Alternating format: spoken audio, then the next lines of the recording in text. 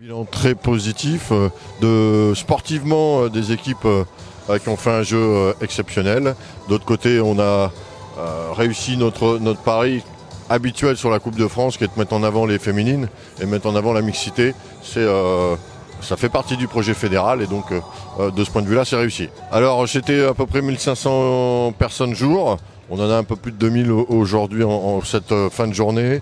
Ça a représenté, donc c'est organisé directement par la FFPJP, hein, on est l'organisateur. On produit également toutes les images directement avec les supports techniques de MP Visual Télé et bien sûr une diffusion sur la chaîne L'Équipe. Donc point de vue médiatique, c'est totalement réussi. Alors c'est aussi le but de venir aussi en Franche-Comté, hein, c'est de développer la pétanque sur tout le territoire français, pas uniquement dans le sud comme beaucoup pourraient le penser.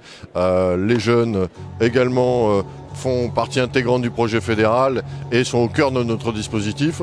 On a invité tous les jeunes des écoles de pétanque de la région, ainsi que tous les clubs bien sûr de la région Bourgogne-Franche-Comté.